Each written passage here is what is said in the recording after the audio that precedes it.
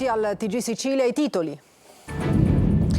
Messina e i titolari del bazar al primo piano della palazzina crollata a Pistumina avevano avvertito anomali scricchiolii da giorni, ma erano stati rassicurati dai proprietari. Poi il crollo improvviso, intanto si scava ancora per recuperare i 2 dispersi che mancano all'appello.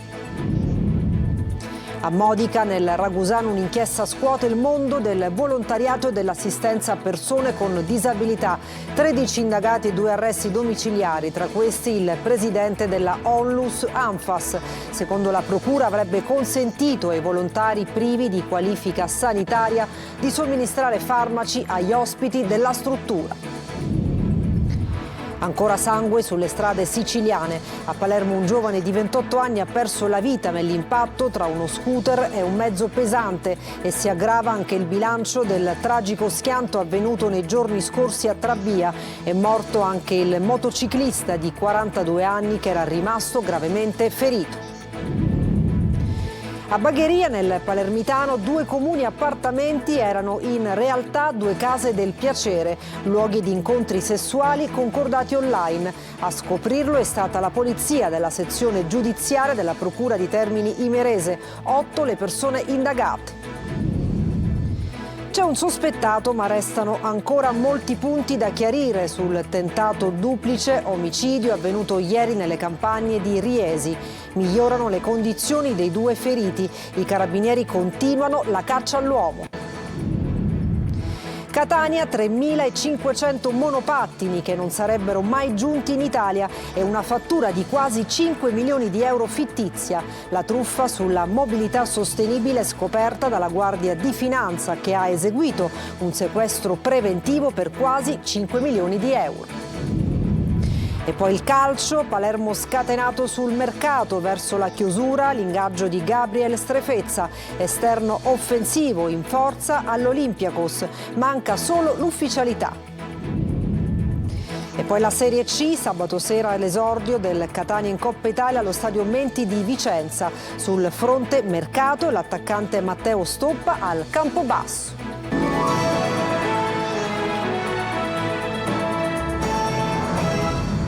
Dunque, ben trovati. Nei giorni precedenti i proprietari del bazar al primo piano della palazzina crollata avevano avvertito delle strane vibrazioni. Ieri il recupero del 4° corpo, si scava ancora per trovare altri 2 dispersi. Lorena Dolci.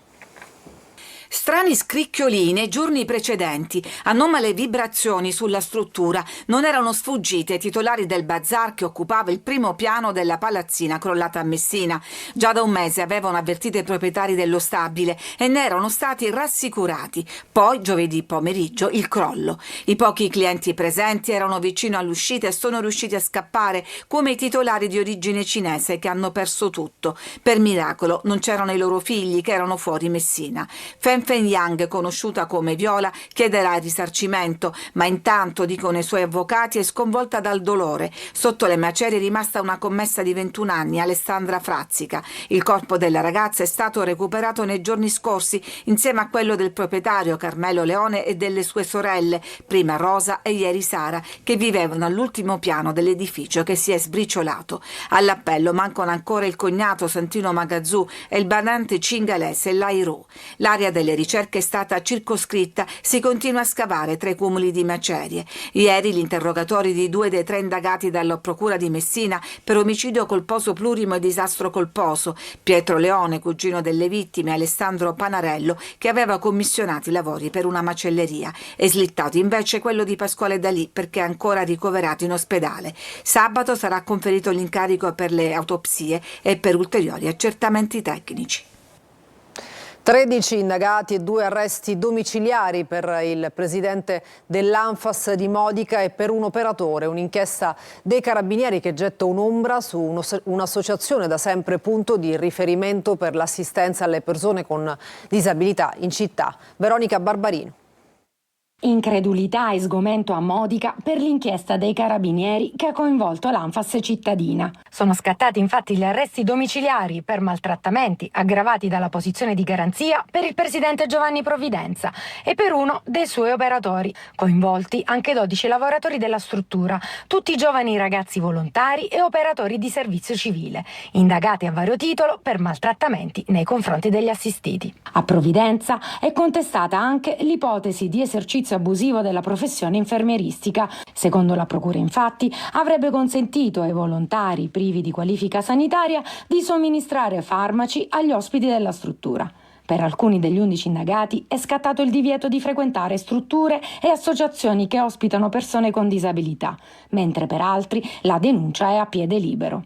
L'indagine, condotta dai carabinieri del NAS e della compagnia di Modica, è partita circa un anno fa, a seguito di una segnalazione, e si è sviluppata attraverso anche intercettazioni ambientali. Le accuse sono ora al vaglio della magistratura. Ancora sangue sulle strade siciliane. A Palermo un giovane di 28 anni ha perso la vita in un violento incidente tra uno scooter e un tir, e si aggrava anche il bilancio del tragico schianto avvenuto nei giorni scorsi a Trabia. È morto il motociclista di 42 anni che era rimasto gravemente ferito. Marco Gullà. Ancora una volta le strade si trasformano in teatro di morte. Un'altra tragedia della strada si è consumata questa mattina nel cuore di Palermo. A perdere la vita è stato Salvatore Firemi, 28 anni, deceduto intorno alle 11 in seguito a un violento incidente avvenuto all'incrocio tra via dei Cantieri e via Monte Pellegrino. Il giovane viaggiava in sella a uno scooter Kinko quando, per cause ancora in corso di accertamento, si è scontrato con un mezzo pesante. Un impatto devastante che non gli ha lasciato scampo. Sul posto sono intervenuti i sanitari del 118 che non hanno potuto fare altro che constatarne il decesso, mentre gli agenti della polizia municipale hanno avviato i rilievi per ricostruire l'esatta dinamica dell'incidente e accertare eventuali responsabilità. Scene di profondo dolore all'arrivo dei familiari della vittima, lacrime, disperazione e rabbia hanno accompagnato quei momenti drammatici. L'aria è stata transennata e il tratto di strada interessato dall'incidente è rimasto chiuso al traffico per consentire le operazioni di soccorso e rilievi, con pesanti ripercussioni sulla viabilità cittadina e lunghe code nelle arterie vicine. Intanto si aggrava anche il bilancio del grave incidente avvenuto lo scorso 31 luglio lungo la strada statale 113 nel territorio di Trabia. Dopo giorni di lotta tra la vita e la morte è deceduto Leonardo Mulè, il motociclista di 42 anni rimasto gravemente ferito nello stesso schianto in cui aveva perso la vita la 14enne Alessandra Martorana. L'uomo era stato trasportato d'urgenza all'ospedale Villa Sofia di Palermo, dove era stato ricoverato nel reparto di rianimazione. Le sue condizioni erano apparse fin da subito disperate.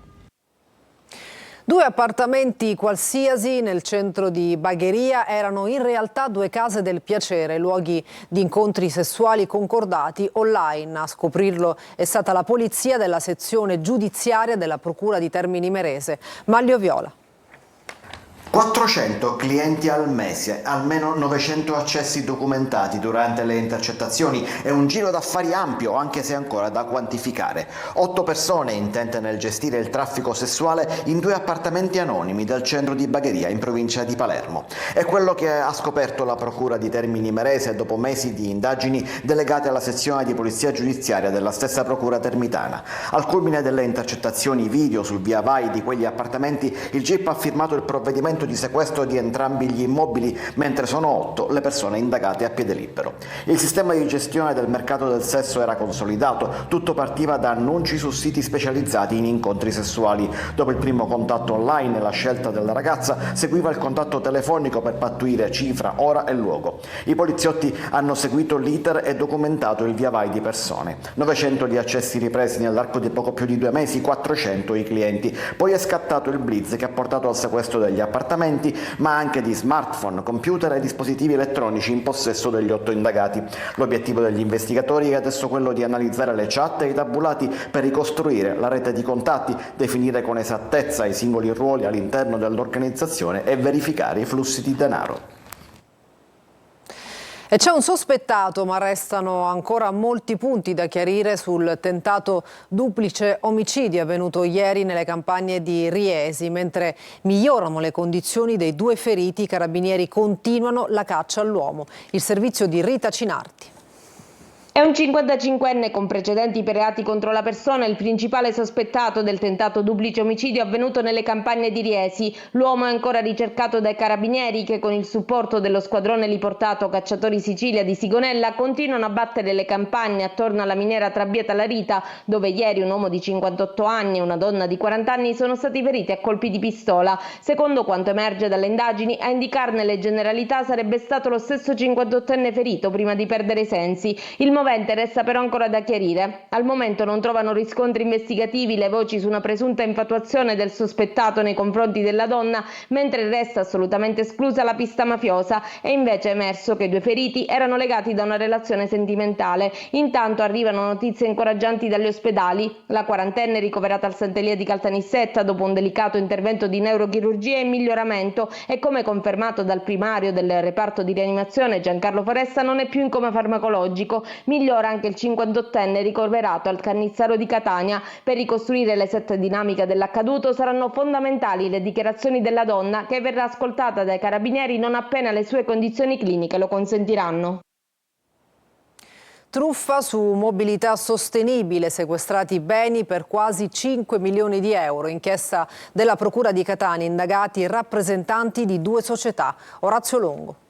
3.500 monopattini che non sarebbero mai giunti in Italia e una fattura di 4.800.000 euro, priva di effettività sia sotto il profilo commerciale che giuridico. La Guardia di Finanza di Catania e di Modena ha eseguito un sequestro preventivo emesso dal Tribunale di Catania per un valore complessivo di 4 milioni di euro, ritenuto profitto del meccanismo fraudolento ipotizzato nei confronti di persone fisiche e società coinvolte in una frode connessa alla percezione di un finanziamento assistito da garanzia pubblica. Le investigazioni hanno riguardato un'impresa catanese operante nel settore della mobilità sostenibile. Gli accertamenti eseguiti hanno consentito di ricostruire un articolato meccanismo fondato su un fittizio aumento di capitale sociale dimostrato mediante un assegno bancario mai effettivamente negoziato. L'investimento doveva sviluppare una collaborazione con un'azienda nazionale operante nel settore della micromobilità per la gestione da parte della società beneficiaria dei mezzi sul territorio avvalendosi del marchio e della tecnologia dell'impresa. Una volta accreditate sul conto corrente della società richiedente, le somme del finanziamento sono state interamente trasferite nel giro di 72 ore a una società statunitense con sede nel Delaware. I rappresentanti legali delle 2 società coinvolte sono indagati per truffa aggravata per il conseguimento di erogazioni pubbliche, autoriciclaggio e false comunicazioni sociali, mentre nei confronti delle 2 società sono stati ravvisati anche illeciti amministrativi. La Guardia di Finanza di Messina ha eseguito la confisca di beni per oltre 485.000 euro nei confronti di un avvocato condannato a 4 anni di reclusione per peculato e corruzione. Il professionista, incaricato dal Comune di Taormina del recupero dei crediti del servizio idrico tra il 1993 e il 2018, avrebbe trattenuto oltre 924.000 euro riscossi dagli utenti morosi senza versarli all'ente. Il Comune di Taormina risulta ora parte lesa. Nell'inchiesta coinvolto anche un ex dirigente comunale accusato di aver favorito l'attività illecita omettendo i controlli dovuti. Ed è durata appena qualche ora l'evasione dagli arresti domiciliari di un pregiudicato catanese di 30 anni, fermato dagli agenti della Polizia di Stato al culmine di un inseguimento tra le vie del centro cittadino. L'uomo aveva deciso di trascorrere una serata fuori casa, ma è stato intercettato dalla polizia, da qui l'inseguimento fino alla sua abitazione, dove l'uomo si è barricato prima di essere arrestato. E rimaniamo a Catania, sequestrati oltre 2 chili di cocaina, arrestato un 68enne. La Guardia di Finanza ha fermato l'uomo al casello autostradale di Catania San Gregorio durante un controllo. Il suo nervosismo ha spinto i militari a perquisire il veicolo, dove hanno scoperto un vano nascosto nel cruscotto, 2 panetti di cocaina per un peso complessivo di circa 2,1 kg. La droga, se immessa sul mercato dello spaccio, avrebbe potuto fruttare circa 400.000 euro. L'uomo è stato arrestato in flagranza per detenzione e trasporto di sostanze stupefacenti. Il Tribunale di Catania ha successivamente convalidato l'arresto e il sequestro della droga. E cambiamo argomento. Ad Agrigento cresce la protesta dei cittadini per l'emergenza idrica, mentre in molte case e nei ristoranti l'acqua continua a non arrivare. Per strada si disperdono migliaia di litri. Sullo stop alle autobotti esplode intanto lo scontro tra Comune, AICA e gli operatori del servizio. Davide Sarto. Nuovo fronte di scontro sull'emergenza idrica ad Agrigento. Dopo la sospensione del servizio di approvvigionamento con le autobotti, il Comune attacca AICA e parla di una grave violazione dei diritti dei cittadini, annunciando anche possibili azioni legali. Lo stop al servizio è stato deciso autonomamente dagli autobottisti in contrasto con il gestore AICA. Dunque, anche a lei manca l'acqua a casa ed è costretto a riempire il recipiente? Prima avevo dei bidoni e sollevare i bidoni era troppo pesante, ora ho comprato questo qua e praticamente andare a fare fila di 3-4 ore là sotto il sole, guardi come sono conciato. Io non arrivo a capire perché c'è questa ostinazione nel vietarci di avere l'acqua. Che cosa abbiamo fatto di male? Intanto, mentre in molte case e in diversi ristoranti l'acqua continua a non arrivare, lungo le strade si continua a sprecarla.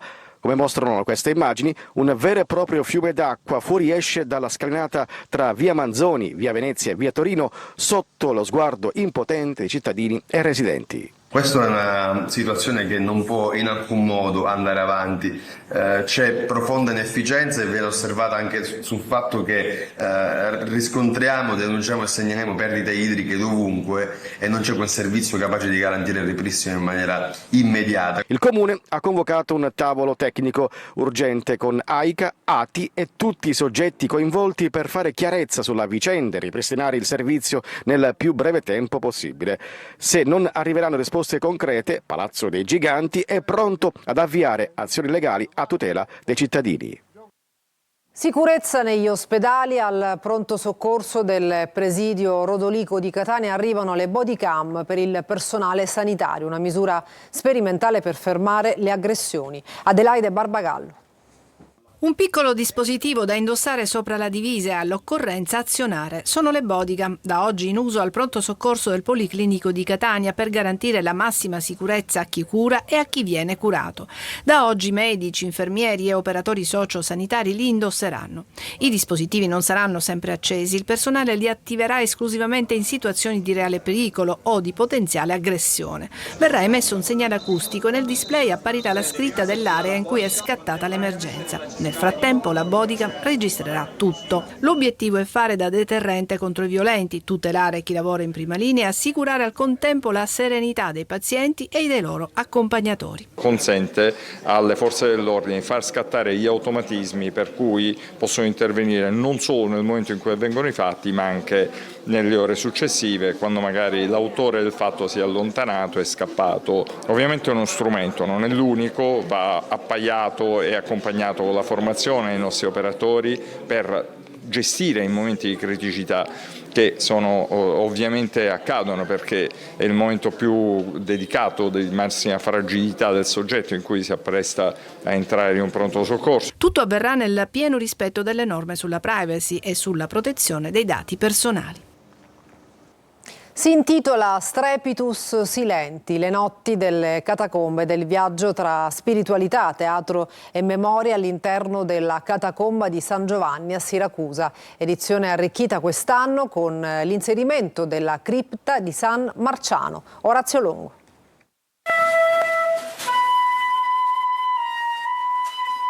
Il rumore del silenzio è la spiritualità, ma è anche il teatro, la memoria. Strepitus Silenzi, le notti delle catacombe, è la rassegna che ha preso il via a Siracusa nella catacomba di San Giovanni. La rinascita dell'anima alla vita eterna. Strepitus Silenzi come fragore del silenzio, questo silenzio che ci ricorda che questo luogo è memoria, è comunità, come le comunità dei cristiani che rendevano omaggio ai propri defunti. 15 serate per tutto il mese di agosto per immergersi nella storia di Siracusa attraversando le gallerie della catacomba. È un viaggio nel vero senso della parola spirituale, perché si entra in contatto con quello che è stato questo mondo che sembra così antico ma che è ancora così attuale. Tutto quello che vediamo in catacomba ci parla di vita.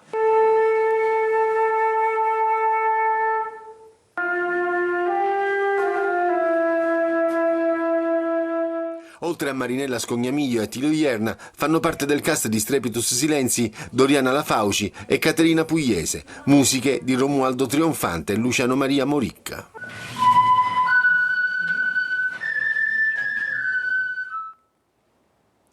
E adesso una pausa, tra poco le ultime sul calciomercato, non mancate.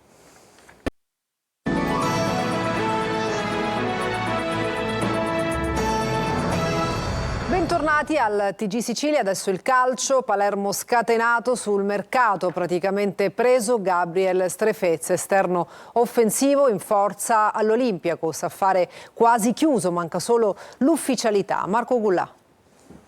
È uno di quei colpi ad effetto che possono far fare il salto di qualità. Il Palermo ha praticamente chiuso per Gabriel Strefez, esterno offensivo brasiliano in forza all'Olympiakos. Un giocatore che rappresenta un lusso per la Serie B. È un esterno atipico, piede destro naturale, non gioca a piede invertito, ma può essere schierato anche sulla tre quarti o sulla corsia sinistra. Strefez arriverà a Palermo a titolo definitivo con un contratto pluriennale per una cifra complessiva tra parte fissa e variabile di circa 5 milioni di euro. Per lui è previsto un ingaggio ricco superiore al €1.000.000 che lo renderà il calciatore più pagato dell'organico rosanero. Cifre giustificate da un curriculum di tutto rispetto: 22 gol in 103 presenze in Serie B, 18 reti in 137 partite in Serie A. Strefez ha già detto sì al Palermo, ancora qualche dettaglio da limare e poi arriverà la fumata bianca. Il Palermo intanto si prepara per la tournée australiana. Venerdì 7 affronterà il Melbourne City, poi giorno 11 la Juventus. Strefez dovrebbe aggregarsi ai suoi nuovi compagni direttamente a Palermo quando la squadra preparerà l'esordio stagionale in Coppa Italia contro il Lecce al Barbera, tra l'altro ex squadra dell'esterno brasiliano. E adesso la Serie C, sabato sera esordio del Catania in Coppa Italia allo Stadio Menti di Vicenza. Attese altre novità di mercato sia in entrata che in uscita. Intanto sono già quasi 8.000 gli abbonamenti sottoscritti dai tifosi rossazzurri. Sergio Colosi. È la settimana che porta al primo impegno ufficiale e il Catania nel ritiro di Norcia la vive anche in quest'ottica. La prima amichevole contro il Ravenna ha trasmesso segnali positivi. La squadra di Longo pressa, segna, diverte, a volte subisce. Si parte dal 4-3-3, ma in corso d'opera i moduli possono variare a seconda delle necessità. Su uomini e schemi si lavora nell'attesa dell'esordio sabato a Vicenza con inizio alle ore 20 nel turno preliminare della Coppa Italia Frecciarossa. Il Catania rimarrà in ritiro sino a venerdì 7. Allenamenti, esordio in Coppa e domenica 23 agosto in campionato contro l'Inter Under 23 al Massimino, ma anche mercato con Varrà chiamato alle operazioni finali, quelle che potrebbero portare ad un salto di qualità. Con l'arrivo di Perrotta, difesa in linea di massima sistemata, a meno di nuove cessioni. Si cercano altri profili di esperienza. Piace Massimo Coda, seguito anche in B, ma l'attenzione maggiore è rivolta a Cosimo Patierno, già da anni nel mirino del club di Pelligra. Patierno la scorsa stagione ad Avellino in B ha disputato 24 partite, la metà da titolare, segnando un solo gol. Decisivo con 15 centri, l'anno prima con l'Avellino promosso. In passato in C 53 presenze e 28 reti nella Virtus Francavilla. E in uscita il Catania ha ceduto a titolo definitivo l'attaccante Matteo Stoppa al Campobasso. E con questa notizia è tutto. TG Sicilia torna alle ore 20. Grazie per averci seguito e buona giornata.